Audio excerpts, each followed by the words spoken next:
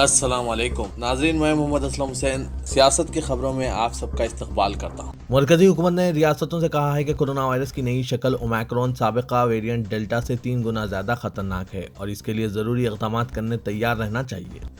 مرکز نے کہا کہ اومیکرون موجودہ طور پر ملک بھر میں تیزی سے پھیل رہا ہے، اس لیے تمام تر ریاستوں اور مرکزی زیر انتظام علاقوں کو چوکسی اختیار کرنے کی ضرورت ہے۔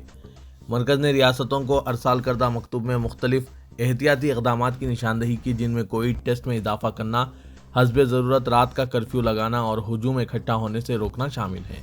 مرکزی وزارت صحت نے کہا کہ تمام ریاستوں اور دیگر علاقوں کو مقامی صورتحال کی اساس پر اقدامات کرنے چاہیے۔ مرکز نے کہا کہ جیسے ہی تشویش کی حالت دکھائی دے، متعلقہ حکومتوں کو ضروری اقدامات کرنا چاہیے۔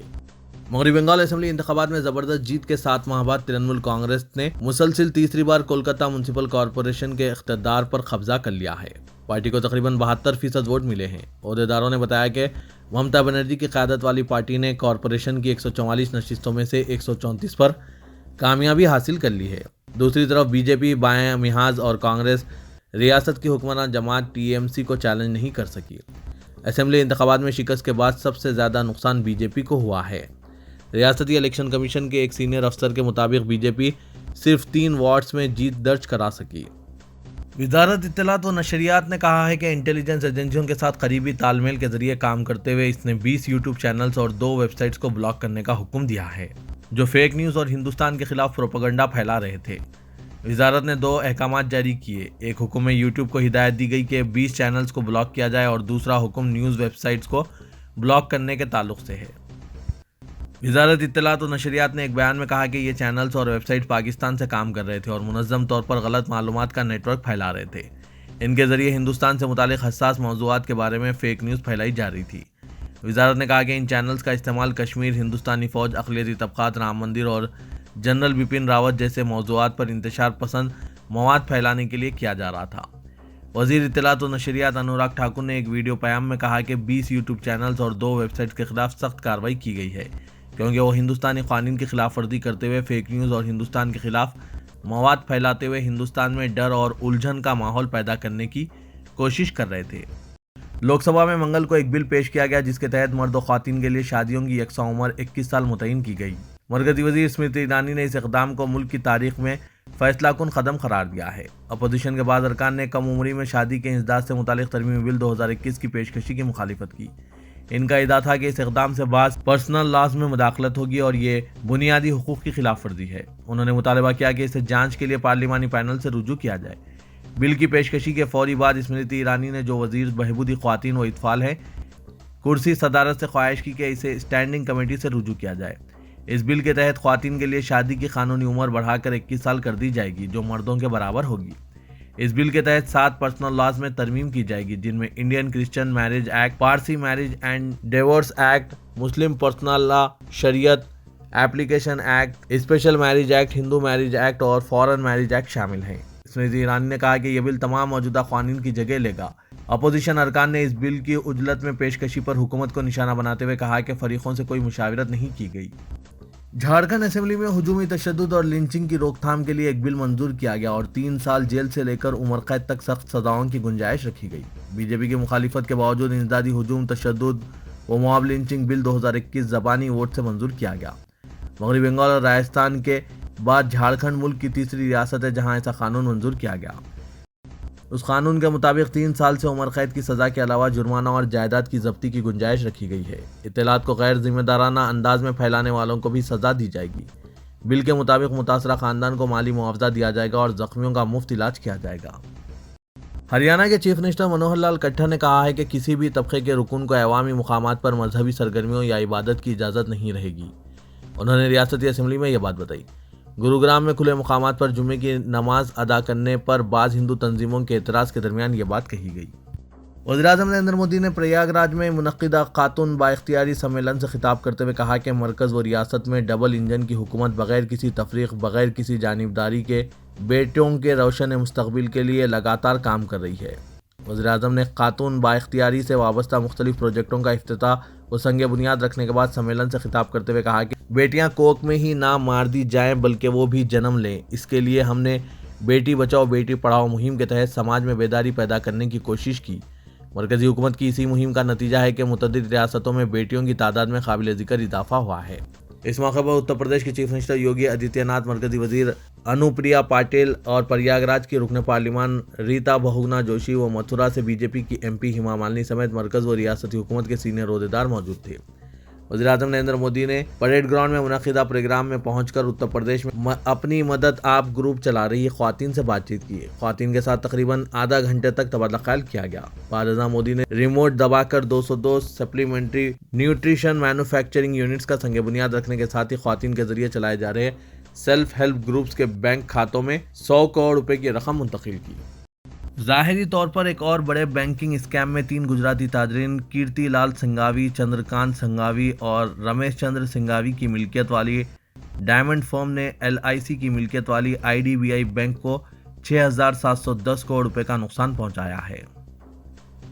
اس تازہ گھوٹالے کو گجراتی بزنس مین نیرو مودی اور میہل چوکسی کے بعد سے دوسرا بڑا اسکیم قرار دیا جا رہا ہے۔ نیرو اور میہل نے پنجاب نیشنل بینک کو 14,000 کروڑ روپے مالیت کے قرضہ لے کر دھوکہ دیا تھا۔ بعد میں دونوں ہندوستان سے فرار ہو گئے۔ ایسا معلوم ہوتا ہے کہ ہندوستان میں بریانی کی مقبولیت بڑھتی ہی جا رہی ہے۔ On line food delivery plate form Swiggy نے اپنی ایک رپورٹ میں کہا ہے کہ ہندوستانیوں نے 2021 میں فی منٹ 115 بریانیوں کا آرڈر دیا ہے۔ رپورٹ میں کہا گیا ہے کہ زائدہ 4,25,000 نئے صارفین نے چکن بریانی کا آرڈر دیتے ہوئے سویگی پر اپنی رکنیت کا آغاز کیا، جبکہ تقریباً 5 ملین افراد نے سموسا منگوایا۔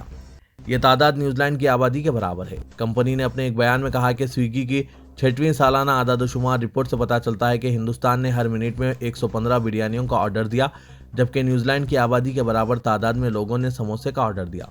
بیان میں مزید کہا گیا ہے کہ 2020 میں ہر منٹ 90 بریانیوں کا آرڈر دیا گیا تھا۔ 2021 میں ان کی تعداد بڑھ کر 115 بریانی فی منٹ ہو گئی۔ چکن ونگز کے مقابلے میں 6 گنا زیادہ آرڈر سموسے کے دیے گئے، جبکہ 2 ملین آرڈرز کے ساتھ پاؤ بھاجی ملک کا دوسرا پسندیدہ اسنیک رہا ہے۔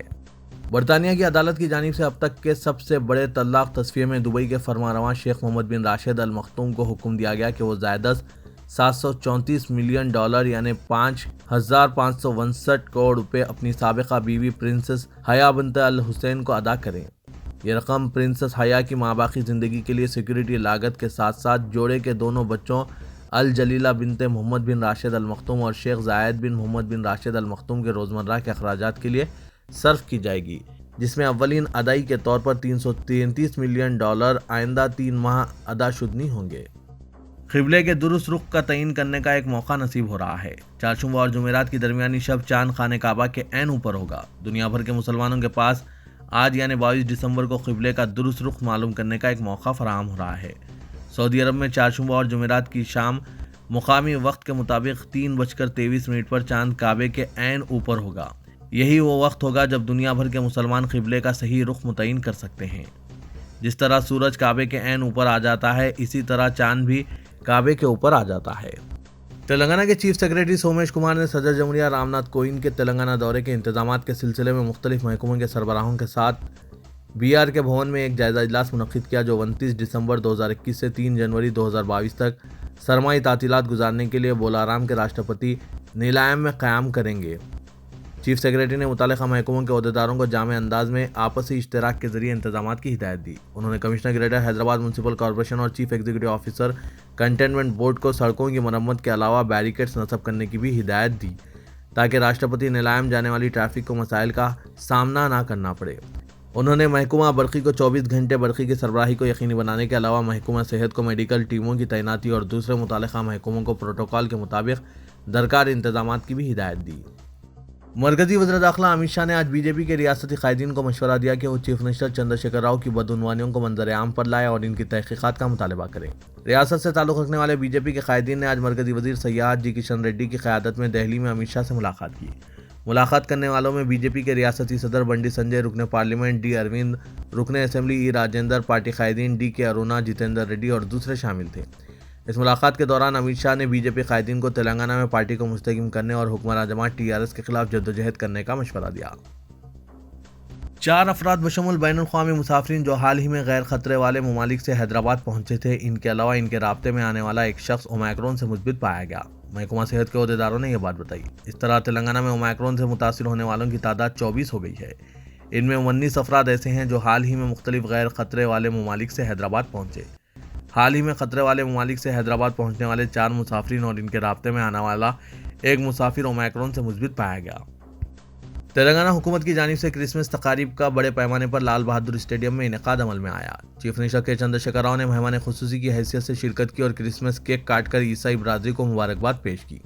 اس موقع پر مختلف شعبے جات میں نمایاں خدمات انجام دینے والی عیسائی طبقے کی شخصیتوں کو تہنیت پیش کی گئی۔ اس موقع پر خطاب کرتے ہوئے چیف منسٹر نے کہا کہ تلنگانہ میں تمام مذاہب کے ماننے والوں کو مکمل تحفظ حاصل رہے گا۔ فرقے وارانہ تشدد یا حملوں میں ملوث ہونے والے افراد کے خلاف سخت کارروائی کی جائے گی اور ایسی سرگرمیوں کو برداشت نہیں کیا جائے گا۔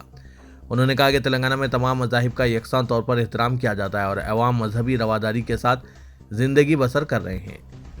KCR نے کہا کہ مذہب اگر شدت پسندی کا رخ اختیار کر لے تو سماج کے لیے نقصان دہ ہے۔ کوئی بھی مذہب دوسرے سے نفرت کی تعلیم نہیں دیتا اور تمام کا احترام اور محبت ہی حقیقی مذہب ہے۔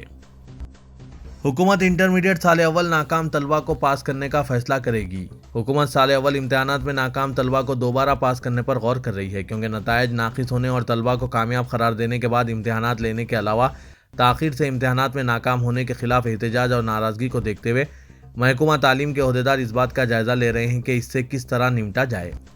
ذرائع کے مطابق سال اول ناکام طلبہ کو ازسرنو کامیاب قرار دینے کا جائزہ لینے ہدایت کے بعد عہدیداروں نے غور شروع کر دیا ہے۔ انٹر سال اول کے نتائج پر طلبہ میں مایوسی اور NSUI و ABVP احتجاج کو خانگی کالجز انتظامیہ کی بھی تائید حاصل ہونے لگی ہے اور طلبہ کے ساتھ کالج انتظامیہ بھی نتائج پر مایوسی کا اظہار کر رہے ہیں اور اس کے لیے بورڈ آف انٹرمیڈیٹ کو ذمہ دار قرار دیا جانے لگا ہے۔ کہا جا رہا ہے کہ انٹر سال اول کے طلبہ کو کامیاب قرار دینے کے بعد عہدیداروں نے ہی امتحانات کے انعقاد کی تجاویز پیش کی تھی اور حکومت کو امتحانات کے انعقاد کے لیے آمادہ کیا تھا۔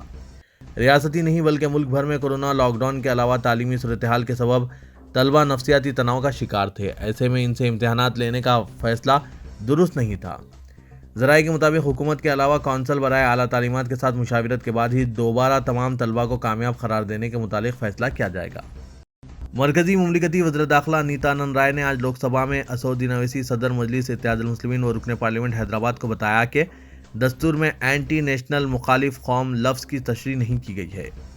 مرکزی مملکتی وزیر داخلہ نے آج لوک سبھا میں اویسی کی جانب سے مخالف قوم سرگرمیوں کے سلسلے میں ایک سوال کے جواب میں یہ بات بتائی۔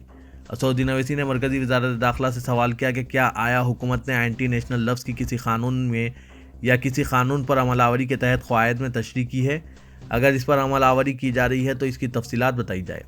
اسدالدین اویسی نے پوچھا کہ آیا سپریم کورٹ نے مخالف قوم سرگرمیوں کے ضمن میں جرائم سے نمٹنے سے متعلق کسی رہنمانہ ہدایت میں اس کا تذکرہ کیا ہے تو بتایا جائے، اور مخالف قوم سرگرمیوں کے تحت گزشتہ 3 سالوں کے دوران ریاست واری اعتبار سے کتنے افراد کو گرفتار کیا گیا ہے، اس کی تفصیلات بتائی جائے۔